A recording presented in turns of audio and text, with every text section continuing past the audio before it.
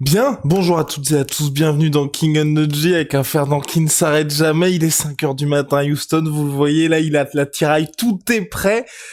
Comment ça va Fernand?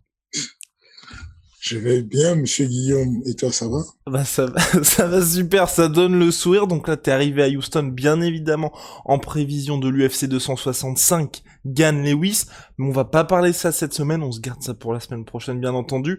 Là il y a eu un carton plein de la part du MMA Factory ce week-end, Nassourdine Imavov, Slim et Ahmed Salamov ont tout raflé.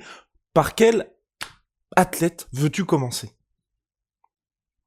Ah, faisons par ordre, si tu veux. Allez, et ben on va commencer par donc le samedi. Nassourdine Imavov qui affrontait un top 20 mondial en la personne de Jan Heinisch et à mon sens, très bonne performance de Nassourdine Imavov qui s'est imposé par TKO au deuxième round.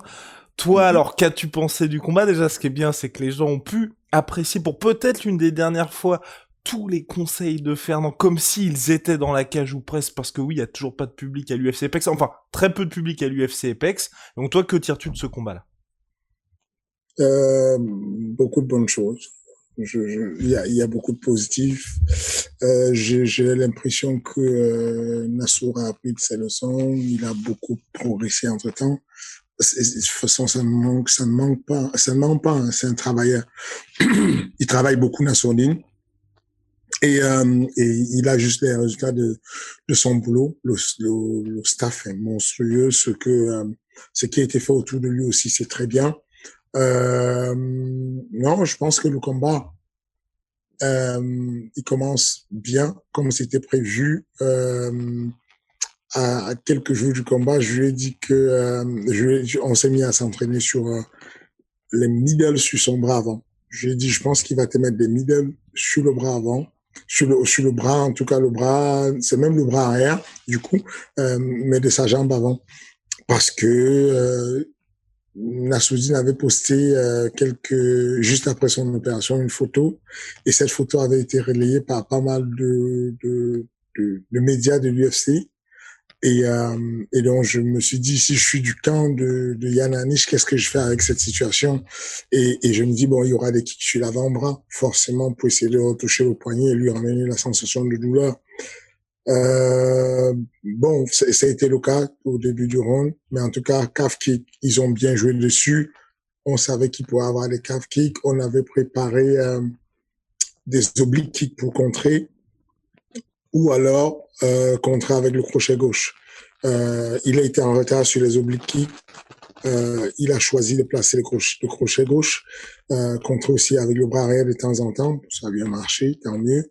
En tout cas, ouais, moi j'ai, j'en retiens pas mal de choses. Alors, il y a beaucoup de conseils qui sont donnés sur les réseaux et qui nous conseillent quand même de faire attention à checker les kicks, à checker les low kicks et tout ça.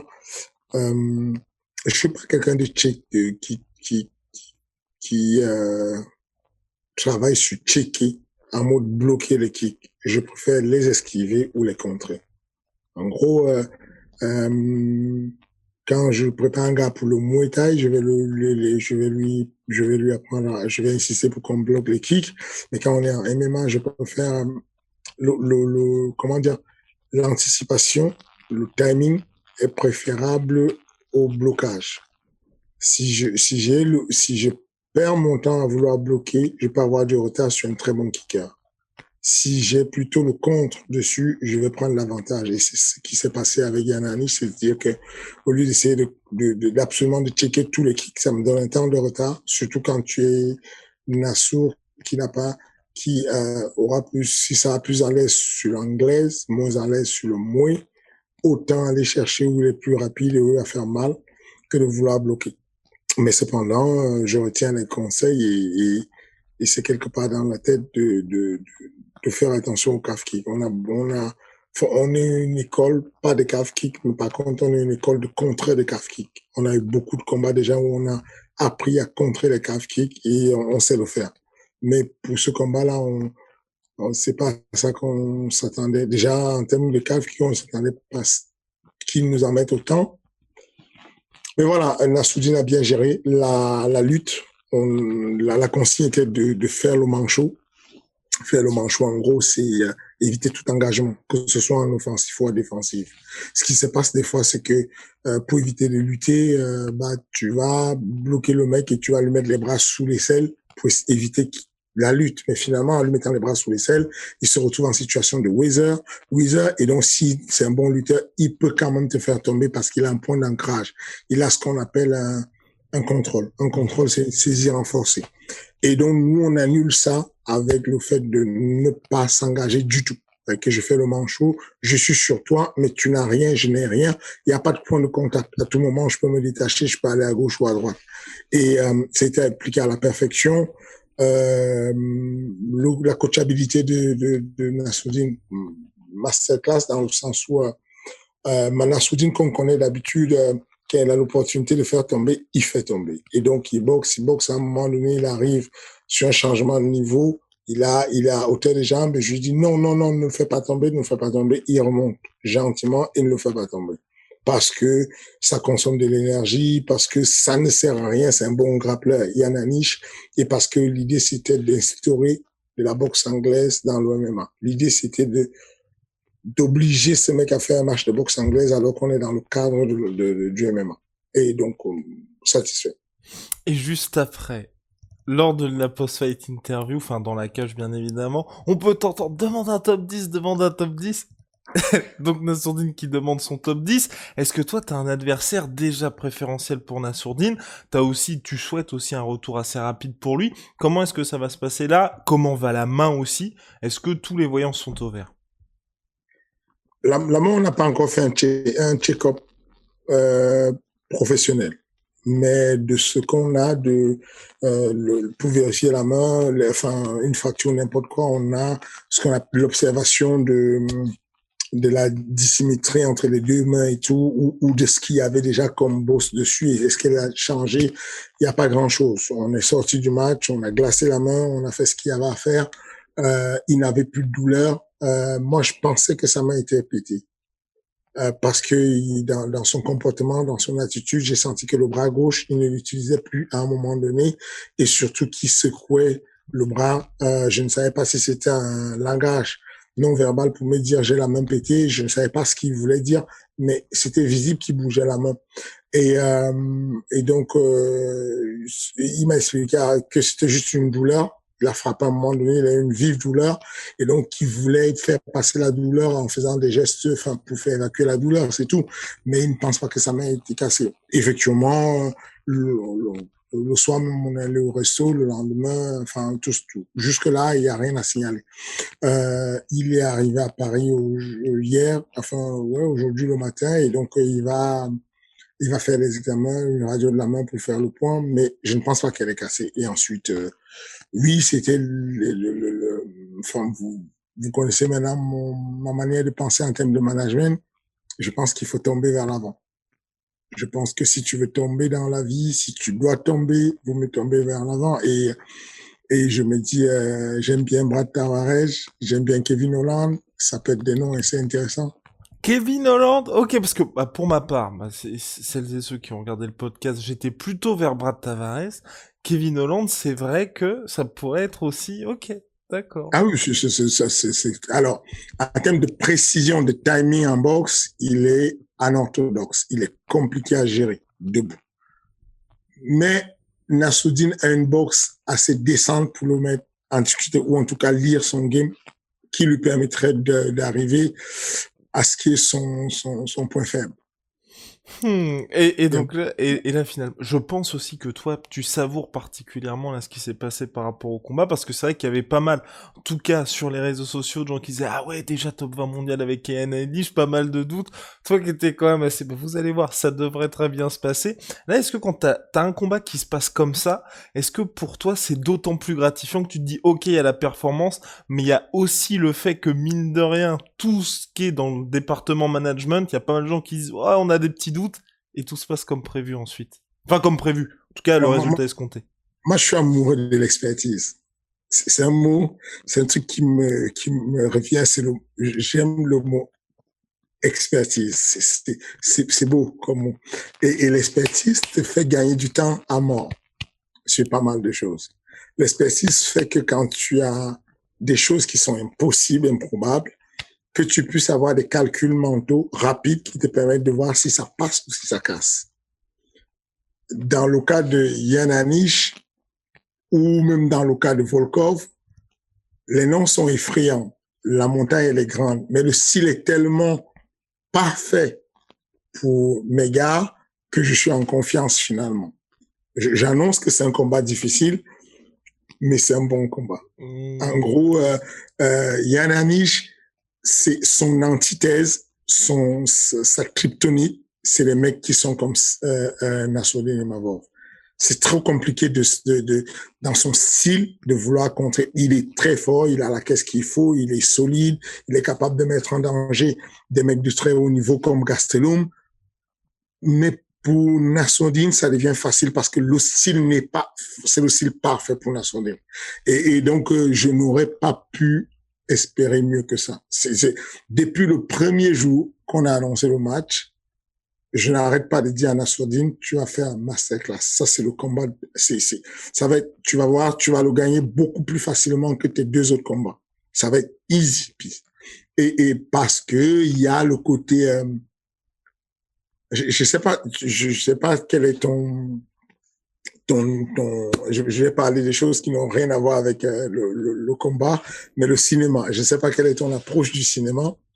Mais là, du coup, en parlant comme ça, il me vient une image de film. Et le style de film que j'aime, c'est toujours, enfin, les Ricains ont une manière de vouloir booster l'expertise. C'est que quand il y a une histoire, une catastrophe qui arrive ou n'importe quoi, il y a toujours un expert à qui on pose la question de nous faire un état de lieu des risques, qu'est-ce qu'il y a ou ce qui va se passer et tout.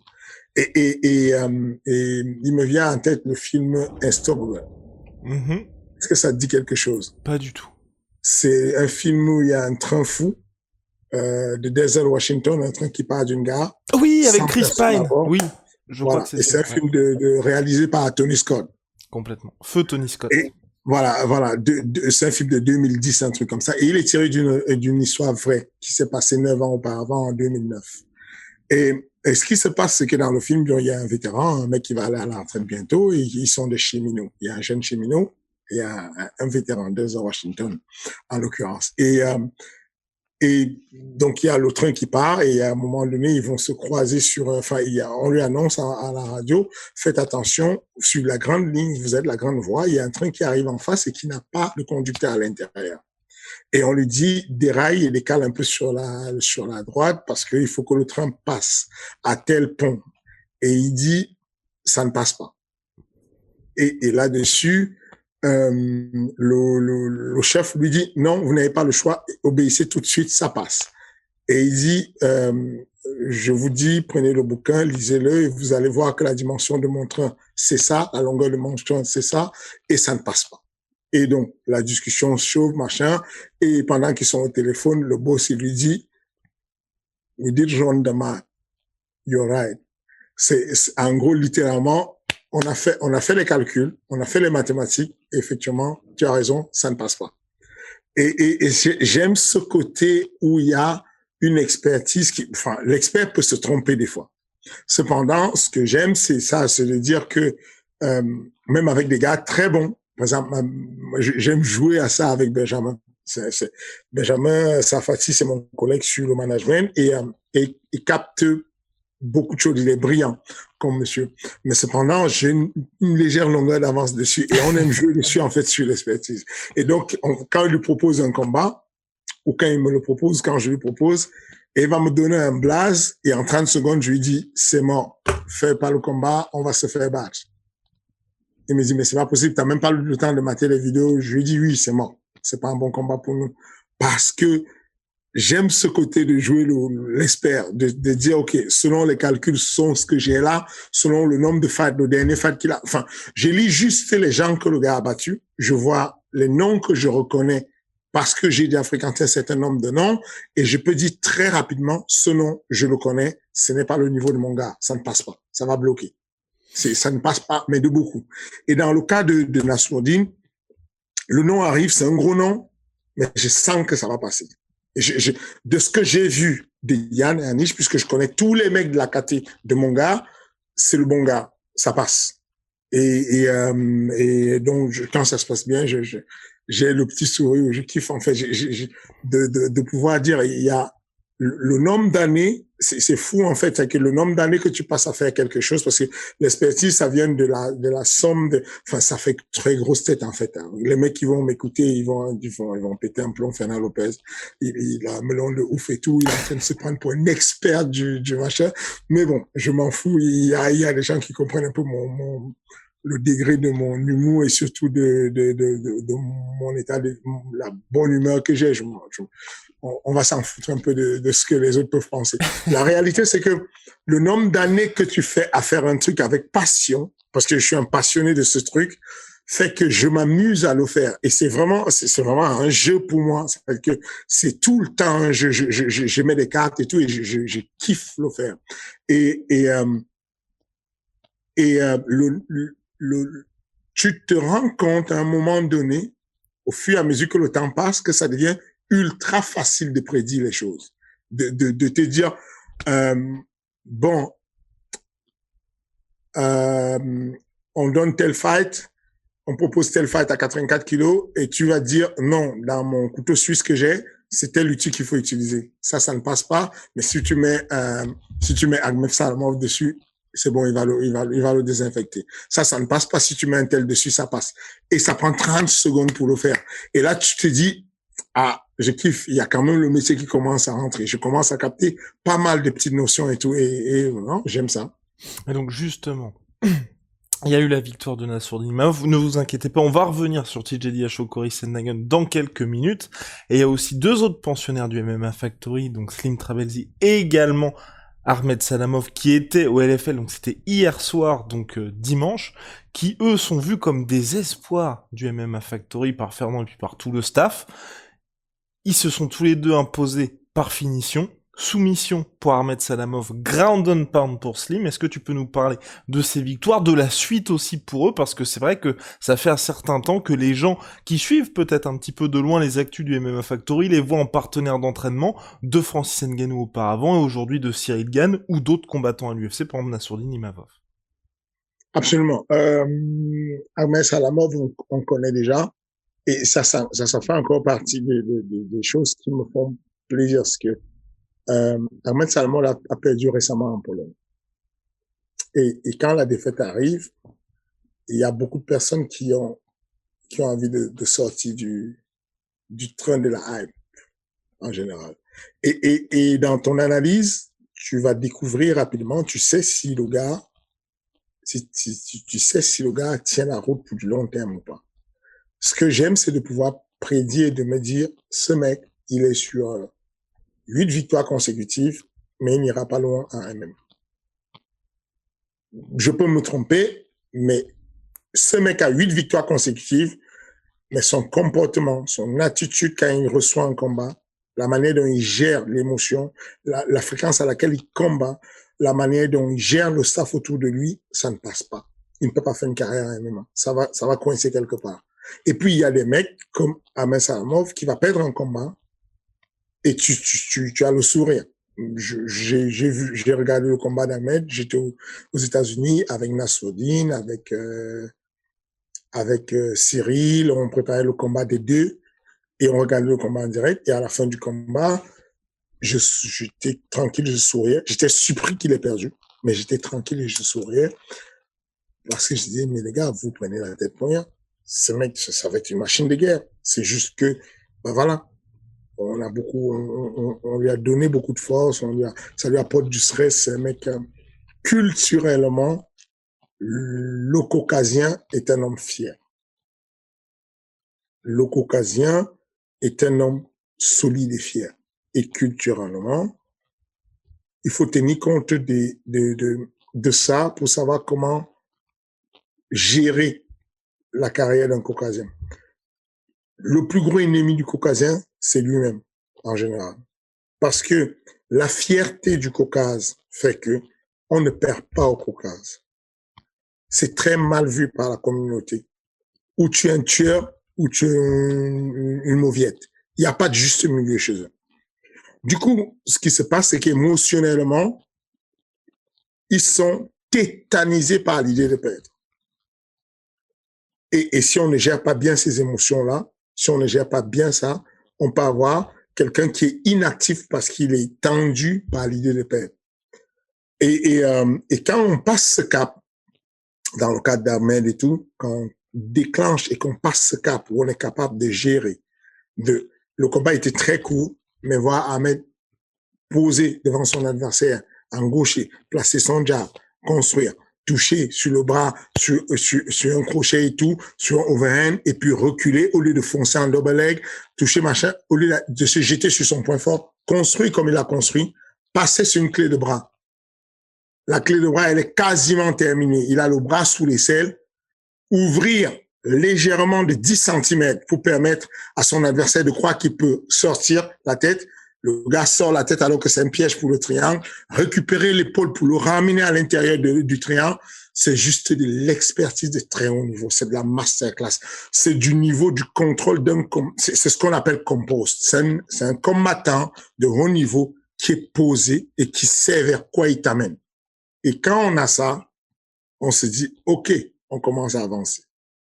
Quand tu as un Nassourdine qui est capable de boxer, de toucher, de reculer, d'observer, de toucher, d'arriver à un double leg et de remonter parce qu'on lui a dit non, on n'amène pas au sol, là, tu te dis, je tiens quelque chose. Il y a quelque chose qui est en train de vriller et se passer. Ils sont en train de capter que il n'y a pas besoin de démontrer qu'on est meilleur au sol, meilleur en lutte, meilleur en boxe. Il y a juste besoin de gagner le combat. Et donc, voilà, je suis content que le Management Factory ait pu su jauger ces gars-là, leur niveau d'adversaire, leur donner. Alors, Ahmed a 2 combats, mais il a affronté un mec qui avait 4 combats, ça fait du bien. Slim, de son côté, il a 2 combats en pro, mais il y avait un adversaire, il avait un combat en pro et un combat en amateur. Il avait un adversaire qui avait une dizaine de combats en amateur, un Irlandais très connu chez les poids lourds qui a fait le MMA amateur à un très haut niveau. Et les voir pouvoir, le gros test de Slim, c'était ça. Il a une très bonne lutte. Est-ce qu'il peut tenir vis-à-vis d'un mec qui est aussi bon au sol et qui est un poids lourd? Masterclass pareil, il a géré, et ça, c'est grâce au staff que je ne cesserai de remercier.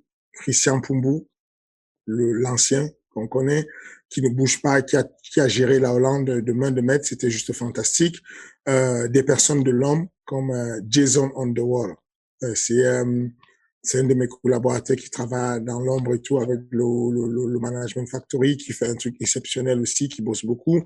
Dans le cas de Nassourdine, ces 2 frères se sont beaucoup investis, Ibrahim et Daguir Imavov. Je retiens surtout l'investissement de son préparateur physique, Ryan Gillet. C'est ce mec-là dont on parle souvent de magicien, de gourou, parce il est sur la neurologie, il fait une préparation physique.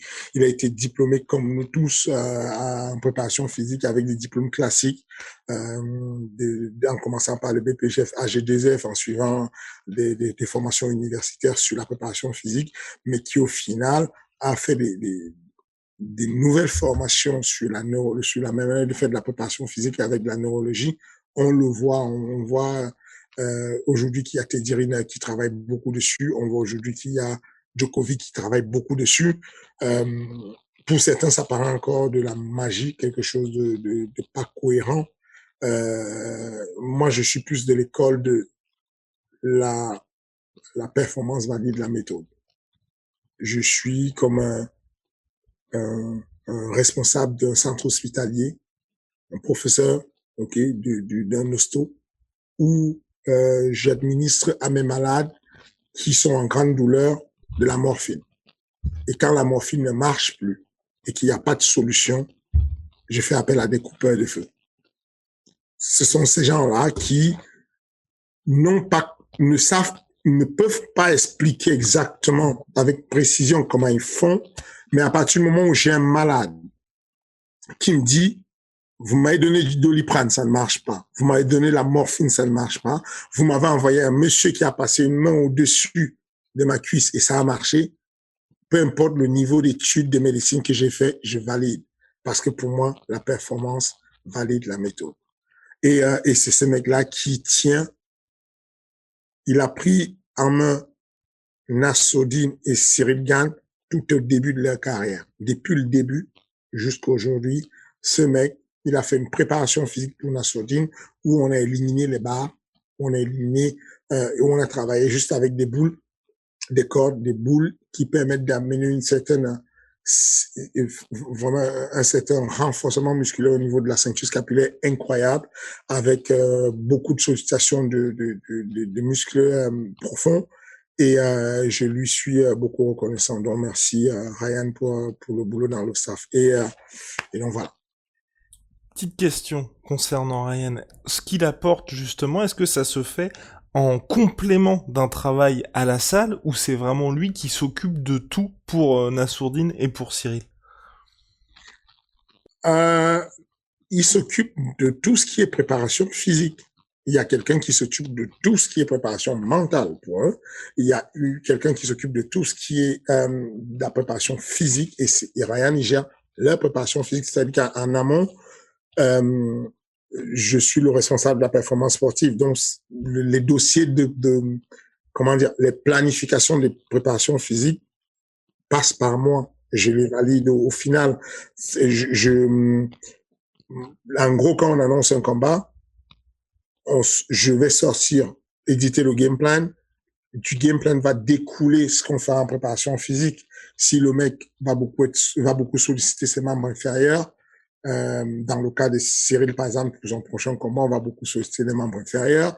Donc, on va faire de la pliométrie basse, peut-être un peu de pliométrie moyenne. Donc, je vais donner ces informations à Ryan. Ryan va traduire ça dans son langage à lui et proposer un cycle de formation en préparation physique. Dans le cycle de formation, je vais revérifier le cycle de formation avec deux intentions. La première intention, c'est de voir si c'est pertinent ce qu'il va faire. Est-ce que ça marche? Est-ce que c'est pertinent? Est-ce que ça va marcher? Donc, j'ai une discussion avec lui complètement où il doit m'expliquer combien de séances par jour, quel exercice, quelle intensité d'exercice, quelle récupération, la nature de la récupération. Est-ce qu'elle est active? Est-ce qu'elle est passive? Le temps de récupération, il me donne tous les détails. Ensuite, on en discute. Et puis, je vais faire peut-être quelques suggestions. Et la deuxième des choses, c'est que je vais voir la pertinence de la temporalité de la préparation physique dans toute la préparation globale. Parce qu'à côté de ça, il a de la technique. À côté de ça, il a du sparring. À côté de ça, il a des cours d'anglais. À côté de ça, il a des rendez-vous pour la préparation mentale. Comment est-ce qu'on fait pour que cet emploi de temps soit fluide pour lui et surtout qu'il n'y ait pas d'interférence? La notion d'interférence en préparation physique, c'est quand on parle du type d'adaptation physiologique. En gros, le corps humain, en préparation physique, on a 3 adaptations physiques. On va avoir ce qu'on appelle les adaptations centrales. On parle de cœur-poumon. En réalité, quand je vais m'entraîner, ce qui va être sollicité de manière prépondérante, même si je suis en train de courir et que j'ai les muscles qui sont activés, même si je suis en train de je ramasse quelque chose et donc j'ai les nerfs qui travaillent parce que je ramasse, donc je commande le signal pour aller ramasser. Donc du coup, il y a les nerfs qui travaillent, mais là, l'adaptation primordiale parce que je cours va être en fonction du type de course que je fais, va être l'adaptation centrale, cœur-poumon, usine à gaz, comment je réceptionne de l'oxygène par le biais du sang, comment je le renvoie, qu'est-ce qui se passe dans mon corps. Ensuite, il y a ce qu'on appelle les adaptations neuronales. Ça va être que primordialement, principalement, ce qui va être sollicité, ce sont les nerfs. Imaginons, je suis sur le développé couché très tôt le matin parce qu'on a besoin d'un organisme frais pour pouvoir travailler sur le neurologique, sur le recrutement des nerfs. Et donc, l'adaptation neurologique, je vais travailler sur une charge, par exemple, développement de la force. Je vais soulever une charge qui est inférieure, que je peux soulever maximum 3 fois. Du coup, il y a les muscles qui travaillent, bien entendu. Il y a le cœur qui travaille, bien entendu, parce que au bout d'un moment, ça pompe quand même un peu, donc je suis un peu essoufflé.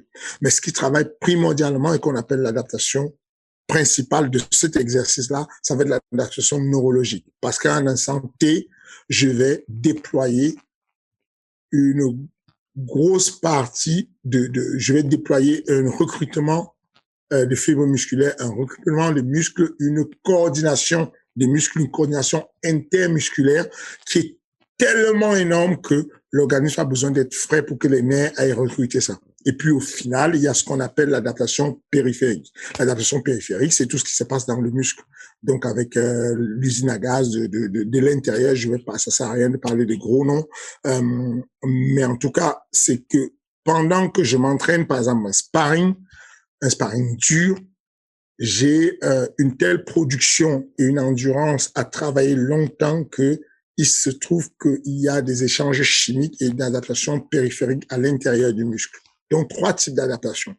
Maintenant, ce qui se passe, c'est quoi? C'est que si on prend le cas on prend un coach lambda, il va faire une grosse séance il va se dire, OK, à 18h, j'ai une grosse séance de sparring. Ce que je vais faire, c'est que le matin, au lieu de lui faire, comme je dois lui faire la préparation physique, je vais lui faire une légère séance de musculation. Légère séance de musculation, il entend par là faire ce qu'on appelle les efforts répétés. Ça veut dire les charges légères, efforts répétés. Sauf que efforts répétés, ça va solliciter le même type d'adaptation. Ça sollicite ce qu'on appelle les adaptations périphériques. Le sparring du soir, ça sollicite les adaptations périphériques. Et on est sur ce qu'on appelle un conflit. Ce jeune-là, on aurait dû le mettre, si on veut faire du sparring le soir, mieux vaut le mettre sur une préparation physique où il va tirer des charges très lourdes, parce que du coup, on aura en prépondérance de l'adaptation neuronale. Et puis, en fin de journée, on aura une autre type d'adaptation et ça va permettre le temps de ce qu'on appelle la surcompensation. Le temps à l'organisme de digérer et de passer à une étape supérieure de ce qu'il a fait comme effort le matin. Ça, c'est mon rôle de superviser les plannings pour qu'il n'y ait pas des interférences sur les emplois de temps. Un petit peu digressé. Pour finir sur Slim et Ahmed, quand va-t-on les revoir? Surtout dans quelle organisation? Si ça poursuit au LFL, si tu as d'autres objectifs pour eux, parce que on se souvient que pour Ahmed, il avait été très présent l'année dernière lors de l'UFC Fight Thailand et du trip du squad MMA Factory sur la Fight Thailand. Quel est le cap pour eux? Modestement, le cap fait de la France et l'Europe. En gros, sur les 3 prochaines éditions de LFL, ils vont combattre. Voilà, on est en très bon terme avec eux, on travaille bien avec eux. On a eu d'autres sollicitations d'ailleurs en Hollande sur d'autres organisations, mais pas souci de loyauté avec cette organisation. On va travailler avec eux. À côté de ça, Ares arrive bientôt sur la fin d'année. J'ai déjà dit ça plusieurs fois, mais la date va tomber bientôt sur Ares. Et donc du coup, on va compter sur eux sur Ares. Et puis le tour de l'Europe, quand il y aura une occasion, n'importe quoi, ils vont combattre en Europe pour essayer de faire grandir les palmarès avant de voir un peu plus loin. Donc bon, beaucoup d'informations. Pour Arès, la date va tomber bientôt. T'avais parlé dans un précédent épisode de Kenji d'une trilogie potentielle. Est-ce toujours d'actualité ou pour l'instant on ne va pas en savoir plus? C'est toujours d'actualité. C'est toujours d'actualité. La 4e vague vient menacer un peu les choses et ça nous encourage encore à faire plutôt des trilogies puisque ce sera à huis clos ce qu'on prépare. Mais oui, c'est d'actualité. Okay. Bon bah très bien. Bah à suivre en tout cas. Retour à l'UFC, Main Event, Corey Sandhagen, TJ Dillashaw. On s'attendait à quelque chose d'absolument dingue. On l'a eu. 5 rounds. au bout du suspense. Alors déjà, toi, est-ce que t'es d'accord avec justement la décision des juges, donc 48-47, 47-48, 48-47 en faveur de TJ Dillashaw, qui dit Daddy's home, Daddy's back. Le papa est à la maison finalement parce qu'il veut reprendre sa ceinture. Et de son côté, donc Cory Sandhagen, deuxième défaite à l'UFC pour lui. Je suis pas d'accord. Oh! Je suis pas d'accord. Il y a deux choses qui se passent, c'est que j'en veux à Cory Sandhagen D'accord. parce qu'il aurait pu maintenir le pied sur l'accélérateur. C'est la raison pour laquelle je me permets d'exagérer ou bien je me permets de noircir le tableau du compte rendu à mes athlètes en temps réel. C'est pour ça que je dis à Cyril, on est en retard au point, il faut que tu me donnes plus. Parce que dans le cas où on tombe sur la décision des juges, même si je sais qu'on est en avance, je pourrais me mettre en danger. J'ai besoin de le pousser à plus. Cory Sandhagen pouvait pousser plus. C'est ce qu'il a dit après le combat d'ailleurs. Il a dit je pouvais encore faire 5 rounds. Il avait vraiment de quoi pousser plus, même dans le style de défense de lutte. La défense de lutte qu'il a choisie est une défense de lutte qui n'est pas payante avec les juges américains. C'est que c'était l'une des meilleures défenses de lutte qu'il y ait jamais eu. Attention.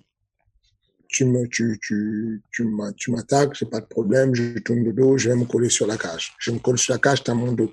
Mais dès que tu as mon dos, je fais une galipette, je recompose, je te mets en danger en omoplata, je me relève de l'autre côté. Il le fait à la perfection, il gère bien le sol. Du coup, tu ne peux pas gérer. Le timing de Dillashaw était parfait. Attention. Parfait timing. Mais à chaque timing, il y avait un compte. Mais sauf que cet amené au sol, là, donne du temps de contrôle à Dillashaw. Temps de contrôle sur la cage, temps de contrôle au sol. Et il aurait pu éviter ça. Un. Deuxième des choses, c'est que si on prend ne serait-ce que le premier round, en termes de points significants, de frappes significantes, toutes les frappes qu'il donnait visuellement, c'était significant. C'était signifiant. Alors que on voyait bien que quand il mettait un jab, ça stoppait Dillashaw au point où il reculait carrément. Ils vont au sol à un moment donné. Il va mettre Dillashaw en danger sur une clé de talon qui va durer un certain temps et surtout qui va créer un dommage, qui va péter le genou, qui va encore déstabiliser le genou de Dillashaw. Dillashaw sort de là, les juges voient bien qu'il boite. C'est ça le but en fait quand on parle de grappling efficace. Je vous avais déjà dit tous les codes qui font quand on parle de grappling efficace, c'est que je te tiens en clé de talon. Non simplement, je parlais l'autre jour de la clé de talon de Thiago Moses sur Islam Makhachev, qui n'était pas efficace, qui était juste pour la défense. Là, on avait une clé de talon qui était pour faire mal, qui avait l'intention de le faire sortir. Il a fait une grimace à la fin. Il a boité pour rentrer dans son coin. Les juges le voient. C'est dominant comme approche. OK? Ensuite, le 2, le 3, même le 5e, je ne peux pas compter le nombre de coups au corps qui ont plié Dillashaw. Mais quand je dis plié complètement. Alors, en termes de combativité, il n'y a pas mieux. OK, il n'y a pas mieux. S'il y a, je parlais de mon gars, Alan Bodo, s'il y a un combat, qui devrait mater, c'est la dureté au mal qu'il a eu, qu'il a su montrer, TJ Dillashaw, parce que revenir comme ça, après toutes ces années de non-combat, se retrouver à cette situation, revenu dans une situation où tu as été dopé, tu arrives, tu n'es plus dopé, ça apporte quand même de l'incertitude, ça fait peur un peu, il n'a pas lâché l'affaire, et pourtant, ce sur quoi on l'a pris, c'était le peu, normalement, c'est le cardio, et si tu arrives et que tu n'as plus le même cardio, ça peut être inquiétant. Pour le coup, le peu, c'est efficace, c'est vraiment efficace, ça marche, et il revient, il remonte la pente et il réussit à faire ce qu'il a fait comme performance avec un nez à moins, avec le visage en sang. Il a rattrapé avec beaucoup de kicks, avec une manière de boxer qui était un peu désordonnée, mais je dis encore que Sandhagen, il va s'arracher les cheveux tous les jours quand il va mater le combat parce que il avait la possibilité de maintenir une très grande longueur d'avance pour qu'il n'y ait pas d'erreur possible. Il a joué avec le feu, il est resté dans la justesse en se disant qu'il était au-dessus et il a payé le prix fort. Maintenant, il est jeune. Je pense que je l'avais dit que c'était le futur. Je continue à penser que c'est le futur, mais il va prendre un peu de retard parce que il va devoir laisser le papa prendre le vainqueur de Aljo contre Peter Yan. Exactement. Mais bon, ce n'est que partie remise pour Sandhagen. Toi, au regard de la performance de TJ Dillashaw, est-ce que, bon, tu te dis, c'est peut-être lui le meilleur bantamweight de la planète, ou tu mets toujours Yan au-dessus? Je mets, pour moi, aujourd'hui, Yan est 1 et puis Sandhagen est 2. D'accord. Ok. Et encore, parce qu'il manque de l'expérience à Sandhagen, quoi. Tu lui rajoutes de l'expérience, il met le feu. Il est très bon au sol. Enfin, il est très bon au sol. Combien de fois il a mis TJ en danger au sol. Il est très bon debout, sa lecture de jeu, enfin, les changements de direction, les bras arrière en contre-temps, les crochets. Enfin, moi, je trouve que c'est très beau ce qu'il fait. Je trouve qu'il est vraiment bon. Et puis, il a pêché. Dorénavant, il va, voilà, c'est expérience. Quand je parle d'expérience, c'est ça, c'est que j'ai tellement perdu en tant que coach, j'ai tellement perdu des combats à ça, parce que je me disais, mais juste que je ne veux plus que ça m'arrive. Je ne veux tellement plus que ça m'arrive que quand mon athlète a quelques points de retard, je lui annonce qu'il a 100 points de retard. J'exagère parce que je veux qu'on remonte la pente. Et il aurait dû s'alerter, il aurait dû avoir peur des juges, quoi. Faut les craindre des juges, ce sont des fous. Enfin, non, mais c'est, voilà, Messi Barber. Messi Barber contre Maverick. Non, je suis pas d'accord. Et là, je suis fan d'elle, hein. Je suis Ça, premier c'est vrai. fan. C'est vrai. Enfin, C'est vrai.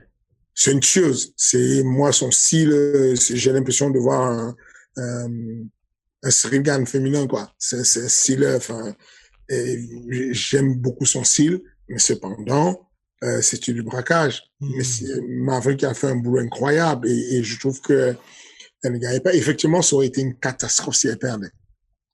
En termes de matchmaking, on a mis deux jeunes filles le futur, on a posé le futur sur une carte, sur un début de même carte voilà, on les a jetés en pâture alors qu'on devait les laisser chacun poursuivre le chemin de son côté.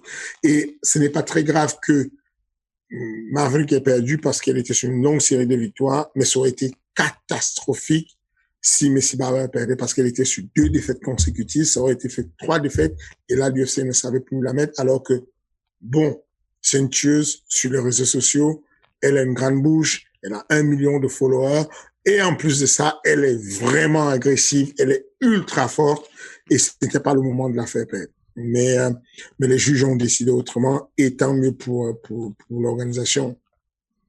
Eh ben voilà, en tout cas, on avancera comme ça. Juste avant les questions, 3 questions pour le King cette semaine. La petite news du moment, c'est intéressante. On va voir ce que t'en penses. Moi, je trouve que c'est assez particulier. L'UFC 267 ne sera pas diffusé en pay-per-view aux États-Unis. Ça vient de tomber par notre confrère, enfin mon confrère, Ariel Elwani. Tu penses quoi de ça? Est-ce que ça veut dire que les temps changent aussi ou c'est vraiment un cas exceptionnel? Je n'en sais rien, c'est très tôt pour le dire. Je sais pas pourquoi ils le font d'ailleurs. Tu sais toi? Alors moi, ce que je pense que comme ça se passe à Abu Dhabi sur la Fight Island, à mon avis, l'argent des Émirats Arabes Unis compense la perte en pay-per-view, sachant qu'en plus, il sera diffusé à 17h heure française. Voilà, je pense, je sais juste que ça c'est quelque chose que je sais pour avoir discuté avec des personnes bien placées à l'UFC, c'est que on commence à tester le marché, un autre marché que le marché américain aujourd'hui. Ils n'ont pas peur de vouloir tester notamment le marché français. Et ils n'ont pas peur du tout de se caler et de caler les pay-per-view. C'est que nous, on se disait, un title shot en France, c'est impossible. Mais il paraît que c'est fort, fort possible et que ça ne leur pose plus de problème. Ça ne leur fait pas peur de diffuser quelque chose à une heure qui est décalée. D'accord, d'accord. Donc quelque chose, on parle bien évidemment d'un Cyril Gann, Francis Ngannou, quelque chose comme ça, quoi. Voilà. Je ne sais rien, je n'ai pas dit ça. Je Voilà. dis simplement je Ok, dis simplement qu'ils n'ont pas peur dorénavant de décaler le marché américain et de caler le marché européen à certaines heures sur certaines cartes. ok. Ouais, bah, très bonne nouvelle, en tout cas. Alors, maintenant, place aux questions. Vous le savez, chaque semaine, ça se passe dans l'espace commentaire. Vous posez vos questions à Fernand. Il y répond de manière exhaustive la semaine suivante. Alors là, on a 3 questions. On va commencer par la question d'Amin Ilka. Question pour le King.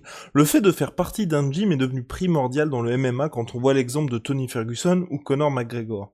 Est-ce que pour toi, c'est devenu indispensable de rester fidèle à un gym ou d'essayer de se faire seul et ajuster soi-même?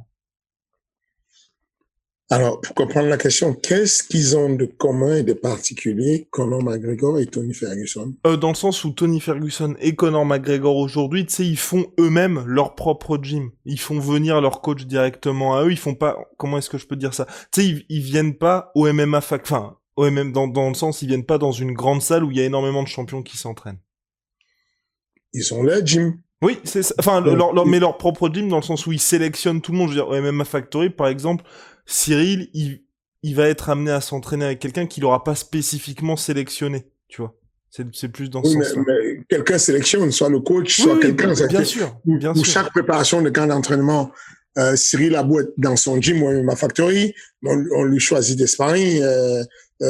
Alain a beau être au même factory, on lui choisit des sparring. Donc j'imagine que dans le cas de Conor, il a beaucoup plus d'argent et donc du coup je sais pas, il va construire un camp d'entraînement, mais c'est choisi par lui et par son staff, quoi. Ils font ensemble, mais ils ont leur gym qui est SBG.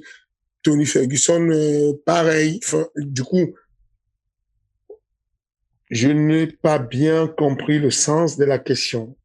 Est-ce que tu peux me... Je pense, à mon avis, ce qu'il veut dire, c'est la différence entre quelqu'un qui fait partie du MMA Factory, d'American Top Team ou du Tristar Gym et qui est tout le temps avec des gars qui vont être sélectionnés, bien évidemment, par l'entraîneur, mais tu vois, qui font partie d'un Ok, groupe ou d'être complètement ok. autonome. Moi, ce que j'attendais, en fait, c'est ce que ça aurait eu un sens pour moi, la question, je sais pas si c'est dans ce sens-là, c'est de dire les gars qui ont des gyms versus les gars qui n'ont pas de gym. En mode, je me rappelle un gars qui bougeait beaucoup, Tom Duquesnoy, Mhm. qui avait plus un coach et s'est déplacé avec son coach qu'un gym, en fait. Dans le sens où il a fait partie du MMA Factory, il a fait partie de American Top Team, ensuite il a fait partie même de Team Alpha Male. Team Alpha Male et tout. En l'espace d'un an ou de 2 ans, il a parcouru 3 gyms et tout. Il n'avait pas vraiment de gym et tout. J'ai toujours pensé que c'était quelque chose de pas bien. Je pense vraiment que d'ailleurs, ça s'est vu dans le cadre de Francis, que Francis est devenu bien, est devenu stable à partir du moment où il a posé ses valises quelque part.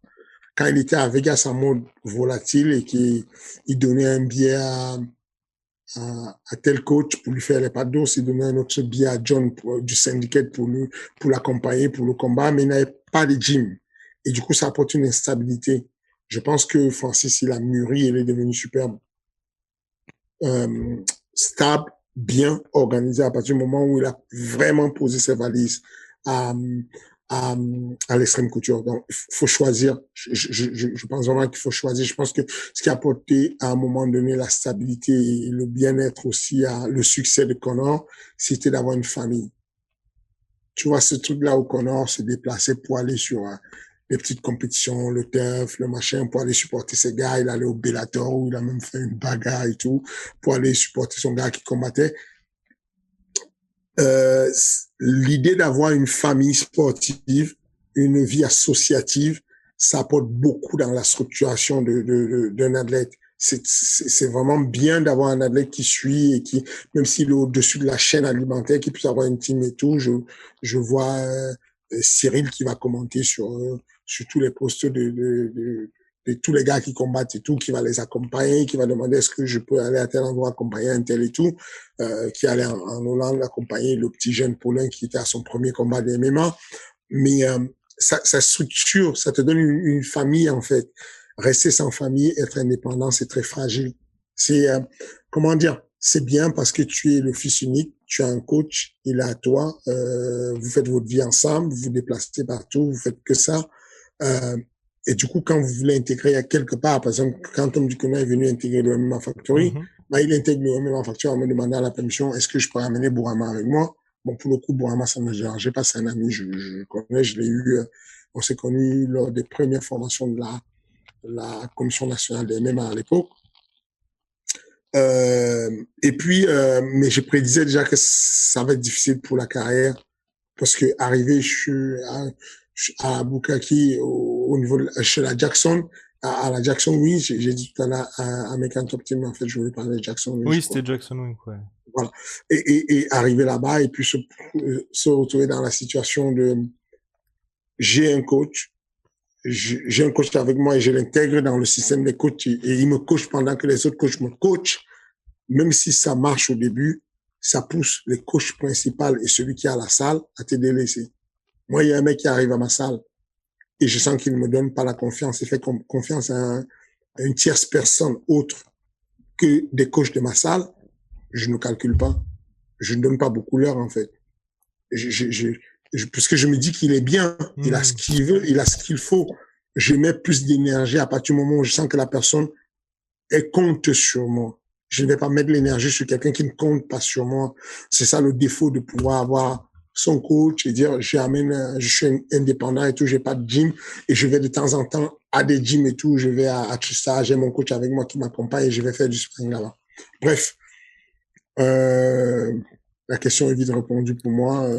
C'est mieux de s'accompagner d'une team, d'avoir une vie associative, de participer à la team et c'est un truc qui te revient dessus en boomerang. À chaque fois que tu participes à la vie associative, que tu as un rôle dans ta salle, que tu t'investis dans ta salle, tu vas avoir des dividendes. Tu auras un retour d'investissement parce que les autres de la salle t'apportent une certaine énergie et tu vas le ressentir tout de suite.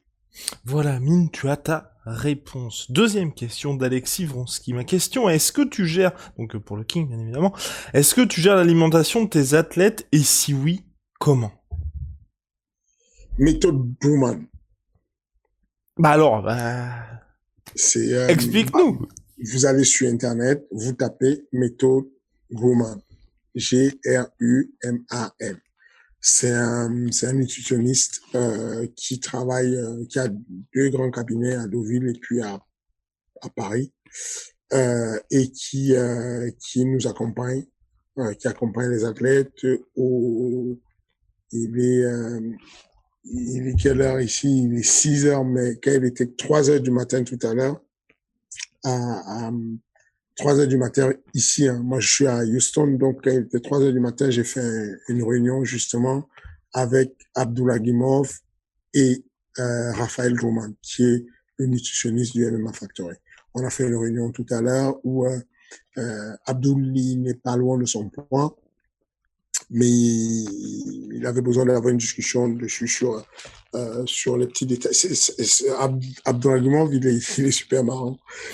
C'est l'un de ces athlètes qui, en même temps qu'il combat, apprend. Il a besoin d'apprendre, mais de connaissances de tout, hein, de n'importe quoi. Des fois, il m'appelle pour qu'on parle de la sociologie, de qu'est-ce que je pense des êtres humains, ou qu'est-ce que je pense de la préparation physique, mais pas dans le sens pour s'aider lui-même, mais pour comprendre et apprendre et pouvoir comprendre les principes. Et là, dans le cadre de la diète et tout, il combat le 1er août, il va ajuster pour pouvoir arriver de manière optimale, il peut arriver facilement s'il continue à couper, de manière aléatoire, et il a envie d'organiser ça pour que ce soit qu'il garde le maximum d'énergie possible en arrivant au point easy. Et donc, pour ça, il veut discuter avec, et donc je disais à Raphaël, au-delà de la discussion de ce qui va lui servir de son plan alimentaire, n'hésite pas à discuter avec lui pour lui donner des connaissances. Il Abdouragimov, il est vraiment marrant comme mec. Je le considère comme le Derrick Lewis français en termes de notion d'humour, de combattant humoristique, tu vois, enfin, et puis de soif de connaissance. Donc, je disais à Raphaël, apporte-lui ce que tu peux sur les micros, les, les, les, les micronutriments, les macros et tout ce qu'il y a comme connaissances que tu peux lui donner de manière basique pour que ça puisse l'aider. Et donc, voilà. Nous, c'est voilà, très connu, Raphaël, méthode Roman, tu tapes dessus, vous l'avez déjà vu certainement sur BFM TV ou un truc comme ça, mais voilà. Et qu'est-ce qui fait que tu l'as sélectionné lui plutôt qu'un autre? Comment est-ce que ça s'est passé tout ce processus-là? Et puis après, bon, peut-être que là, mes connaissances sont limitées sur le sujet, mais c'est vrai que j'ai pas l'impression que ce soit quelqu'un justement qui était dans le monde du MMA. Donc pourquoi là aussi t'as voulu que ce soit cette personne-là dans justement la grosse problématique en MMA qui est le weight cutting et puis arriver au poids la veille du combat? La nécessité, on n'a pas besoin de, c'est un plus hein, d'avoir quelqu'un qui maîtrise le MMA, la diète, ça peut être intéressant. Maintenant, ce que j'aime, c'est que il y a deux éléments capitaux. Un, l'expertise, et deux, le fait de pouvoir la congruence. La congruence, c'est un peu, ça veut dire la possibilité de bien s'emboîter. Le management du personnel, ça dépend de ça. La congruence a sa place si vous êtes un chef d'entreprise et que à un moment donné, vous devez choisir de réunir une équipe de 7 personnes pour une mission. La mission, on va sur Mars. Et je vous recommande de sélectionner 7 personnes moyennement expertes qui s'entendent parfaitement, qui s'emboîtent, d'où la congruence, que de sélectionner 7 individus très, très bons, mais qui ne sont pas compatibles. Donc, je regarde toujours en premier comment est-ce que la personne s'emboîte avec le projet global de l'écosystème MMA Factory. À partir du moment où ça s'emboîte et que ça va tout seul et que c'est bien, alors je me mets à regarder l'expertise au détail. Est-ce qu'il y a ce qu'il faut pour faire avancer le schmilblick? Et là, on a quelqu'un qui est très calé en termes de santé. Donc, la nutrition santé, c'est quelque chose de capital pour moi. De pouvoir anticiper les blessures. Très calé sur la diététique sportive. Débutant en apprentissage sur ce qui est l'OMMA. Mais ça, c'est pas un problème parce que le MMA Factory est bourré d'experts en MMA. Les athlètes eux-mêmes sont déjà j'apprends tous les jours de mes athlètes. Ils sont des génies, en fait, de la préparation physique en général, de la diète et tout. Ils s'autogèrent. Ils sont parfaits dessus. Tu leur fais une diète, un plan alimentaire une fois, ils maîtrisent tous les autres. Ils gèrent. C'est pas un problème. Ils sont autonomes. Faut juste les accompagner. Donc, si tu veux, voilà comment mes choix sont faits. Mes choix sont faits en mode, est-ce qu'il maîtrise son sujet? Oui. Est-ce qu'il est compatible au projet? Parce que toute la vie se résume à projet ou pas projet. Si on est capable de continuer à faire le King NDJ parce qu'on a un projet commun et que tu es un journaliste qui veut un média qui veut même poser des questions, je vais bien apporter ma touche à la construction du MMA français. Et ton expertise.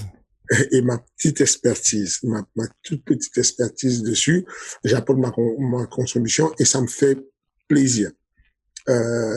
Et tant que cet équilibre est là, ça se passe très bien. Donc, oui, je pense que Raphaël remplit il coche toutes ces cases-là de dire s'il a besoin de plus, s'il a besoin de complémentarité, il sait qu'il peut compter sur moi il sait que ça fait un certain temps que je gère ça et que quand on parle de cutting, quand on parle voilà quoi, on a beaucoup d'expérience dans le milieu. Il faut juste avoir quelqu'un qui est déjà bon dans son domaine et on ajuste ensemble, on fait quelque chose de correct ensemble. Ça va plus loin comme ça. Ultime question. Hop là. D'Ironisère. Donc la semaine dernière, Fernand avait parlé justement du cœur, de l'importance du cœur en MMA et du fait que ce sport soit impitoyable. Selon Monsieur Lopez, quels sont ces 10 combattants qui supportent la douleur? Ouh là là. Donc là, il y a eu visiblement peut-être TJ Dillashaw.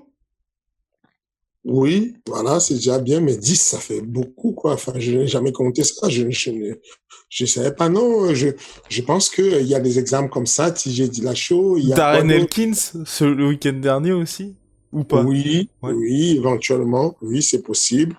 Khabib. Khabib a combattu, on a montré sa photo, il a combattu avec un petit qui était en orteil pété contre Conor, un truc comme ça. Contre Donc, Gedji, ouais, contre Gedji. contre Gadji, on a montré sa photo après. Cyril. Cyril a combattu quand il a défendu sa ceinture au TKO avec un poumon aplati et un orteil cassé. Est-ce que tu mets Tony Ferguson dedans aussi ou pas? Oui, quand même. Parce que tu peux pas avoir autant de dommages sans que s'il y ait la notion de douleur. On parle de douleur. Ça veut dire que quand Tony est blessé, il prend des coups.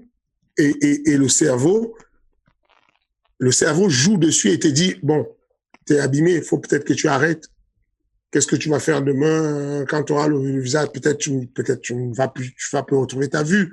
Peut-être tu vois, ces trucs-là peuvent te faire poser des questions, Et donc, du coup, Tony Ferguson, oui, je pense que c'est de la dureté au mal, ça. C'est quelque chose de, oui, ça, tu vas pas sous son sort, quoi. Enfin, après, je ne veux pas glisser sur des mecs comme, comment il s'appelle, Thiago, ouais, celui qui a été viré récemment et qui pleurait sur les réseaux, là. Wow. Qui n'était pas content de Dana White parce que Dana White ne voulait pas le recevoir. Diego Sanchez. Voilà, Diego Sanchez. Diego Sanchez, il a fait des combats qui étaient très sanguinaires. Cependant, il faut pas non plus glisser dans la folie. Lui, il est un peu fou, non, voilà. Mais il y a des personnes qui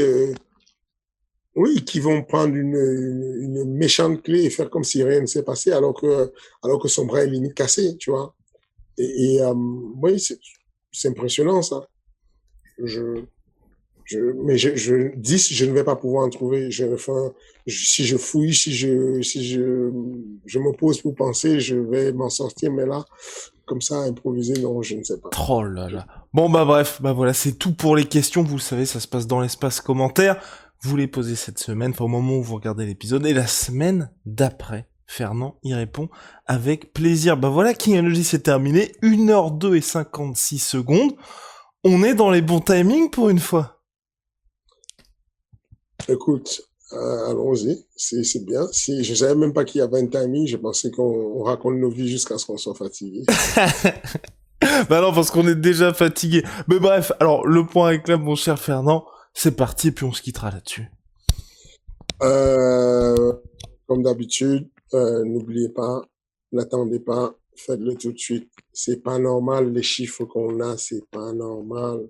C'est pas normal que avec tout ce qu'il y a comme visibilité, qui est que, je sais pas moi, 400 commentaires, c'est pas normal. Engagez-vous, dites des choses, n'hésitez pas. Et puis, c'est pas normal que le pauvre Guillaume soit obligé de lancer une campagne mission 100G. Non, c'est même pas normal. Enfin, vu les contenus qu'il y a là, les gars, c'est pas normal. Et puis arrêtez, et puis ne vous focalisez pas sur les informations en mode est-ce que c'est MMA Factory TV ou pas. Non. Regardez juste ce que ce sont les informations en fonction de l'actualité. Quand il y a l'actualité sur Manon, ça bombarde sur Manon. Moi, je regarde, j'observe.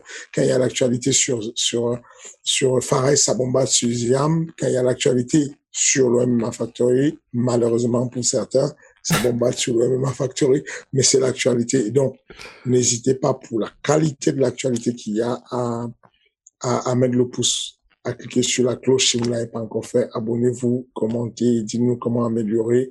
D'ailleurs, j'ai beaucoup apprécié ces personnes-là qui commandent et qui disent qu'elles souhaitent qu'on fasse de la traduction de nos contenus. Donc, faites comme eux, suggérez des choses, ça peut nous faire améliorer les choses. Et justement, les traductions vont arriver. Soyez rassurés dès l'épisode de cette semaine. La semaine prochaine, Fernand sera toujours à Houston. Et là, ça y est, il pourra répondre à vos questions sur Cyril. Et je rebondis sur ce que Fernand a dit. Forcément, la semaine prochaine, on va pas mal parler de Cyril Gane, mais c'est normal. Première fois qu'un Français a sa chance pour la titre mondial, les gars. Voilà. Bon Fernand, très bonne semaine sous le soleil texan. À la semaine prochaine.